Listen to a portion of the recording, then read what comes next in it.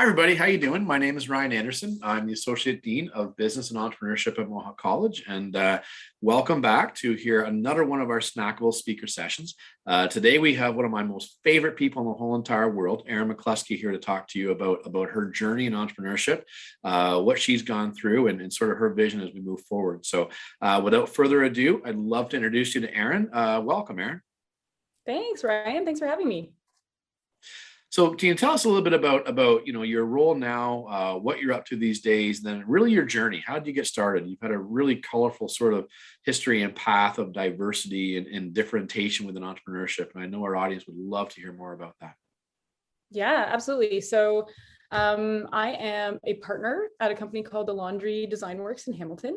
I'm also the creative director there, which means I direct all the creative that's coming in and out of the studio, which is a really fun job, to be honest, when I get the chance to actually do it and not be caught up in administration stuff. And journey to entrepreneurship. Ooh, it's a long one for me. I actually never really had it on my bucket list to be an entrepreneur. I was working for a really large company. I was traveling the world and really having a great time, loving the people that I worked with, when out of the blue, that company actually unexpectedly shut down and filed for bankruptcy. So at that time, myself and all the people I worked with had two choices. We could, either get a job, which was for me, a bit of the easy way out, just, find another job and keep going. Or we had the unique opportunity to try something on our own, with all of us kind of being in that situation at once. We decided to make a go of it together. So it was really born out of, I think, a passion for wanting to work with the same people that I was working with before. I had a great working relationship with them, and I couldn't imagine kind of carrying on in my career without being surrounded by those same people. And the only way we could kind of continue to work together as this tight little unit was to start our own thing. So I would say my journey to entrepreneurship was kind of, I was pushed out of the nest of comfort, if you will, and it was born out of the desire to kind of maintain some of the creative relationships that I already had going and grow together. That's interesting. What were those early days like? What were what were those days like? And the first question, the second question, when, can you tell us a time when it really hit you to say, oh, I'm really on my own with this, right? I really am now an entrepreneur. Yeah. Ooh, the early days were certainly they were everything at once. It was exciting, it was challenging. It was something as simple as, okay, we want to start this now. What's next? But honestly, everything is a challenge. What isn't challenging about starting and running your own business? Because I started the business with four partners, I think the biggest challenge was just no experience in how to run a business. I took a few courses in university, but nothing can prepare you for, the legalities, the financial planning, the insurance, the incorporation documents, shareholders agreements, etc. And if you're working with investors like I was, you have to come up with that sound business plan, that shows sustainable growth. And I think that's when it hit me about, a couple months in, when we had signed the first lease for our building. I was like, oh geez, like there's not really any turning back now. We've all invested a certain amount of money and effort into getting this thing off the ground. And if I don't kind of have the passion and drive to really pull this off, then it's going to be very, very difficult.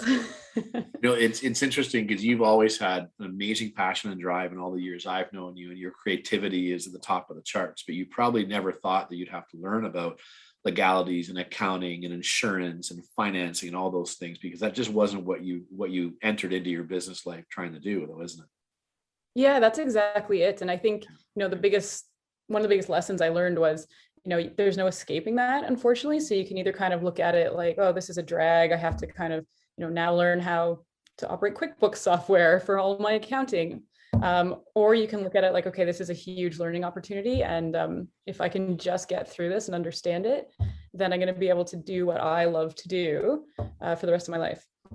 Which is the true spirit of an entrepreneur is fear, failure, but also that passion and love for what you'd like to do, which is the end of the road sometimes as well, isn't it? So what would you say what's the biggest lesson you've learned so far?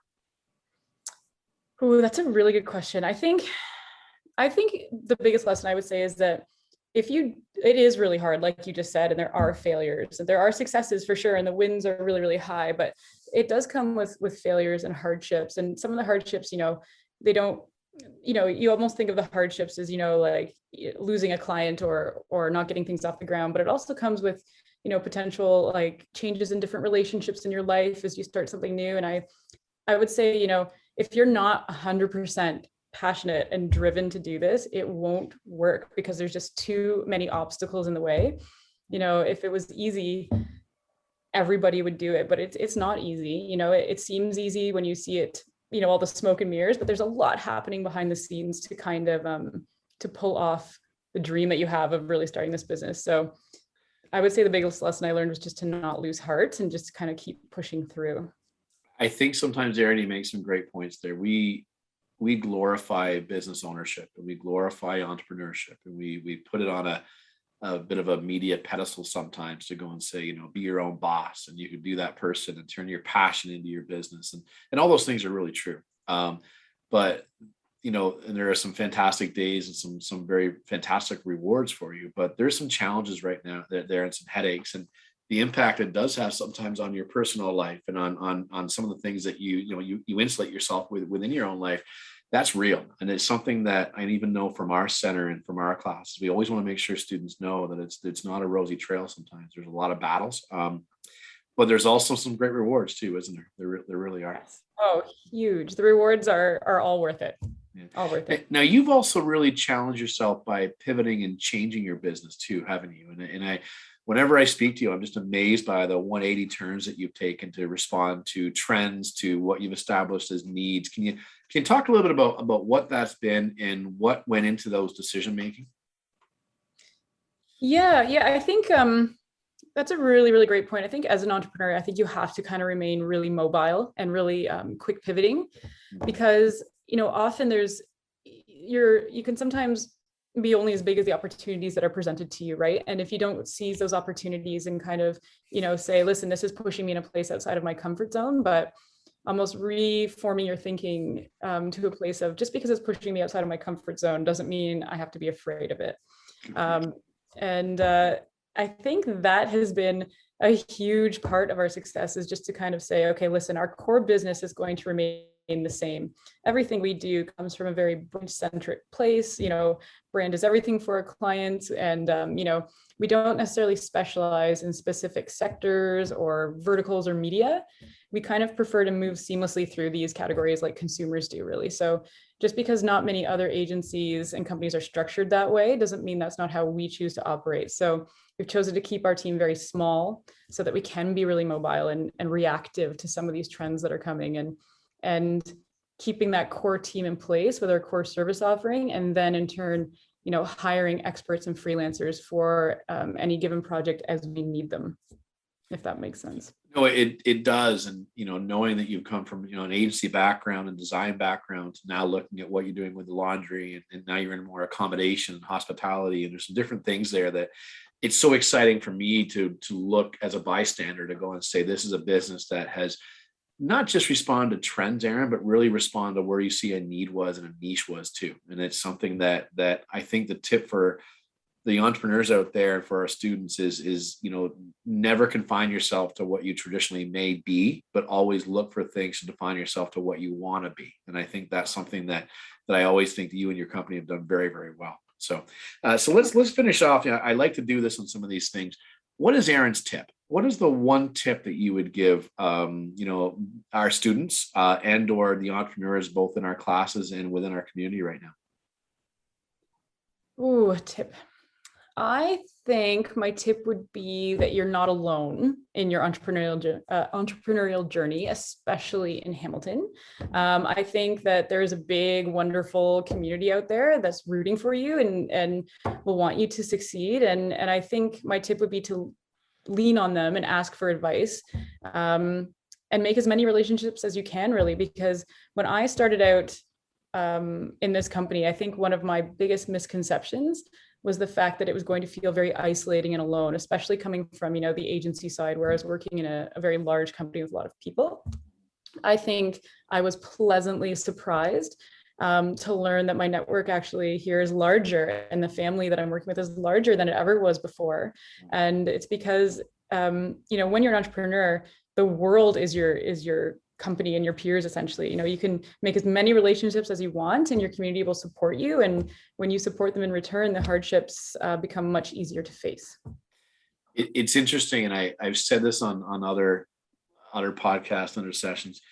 It's changed. Our entrepreneurial community has really changed, both in Hamilton and really across the country and world. It used to be that we keep things under our vest to keep them secret, and not tell people what we were working on, and not reach out to make those connections, because it was a race to something, to somewhere. It's changed now, in that we do make those connections, and we do have collisions, and we do have things to make sure that we share things. And it's something that I think our students would learn, that this is now an entrepreneurial community. It's not so much an entrepreneurial venture, which I think there's two different sides to that, isn't there? Absolutely. That's a really, really good point. I think, even social media has changed that completely. People are asking to see more transparency. And I think what companies are finding is that, in turn, when they reveal that transparency, there's more loyalty in return. And I think that's the same with business owners. I don't think it's a matter of being afraid of competition anymore. I think it's more of a matter of collaboration within that competitive community that really kind of makes magic these days. Yeah. Some great points, Erin. And I really appreciate the time you've taken to talk to myself today, and really give some expertise to our community. You are a model of success. You're a model of perseverance and passion. And I love the chance that we get to connect all the time. So thanks so much once again. And we can't wait to have you join us on some other sessions as well. Oh yeah. Thank you so much, Ryan. I can't wait. Okay. Thanks.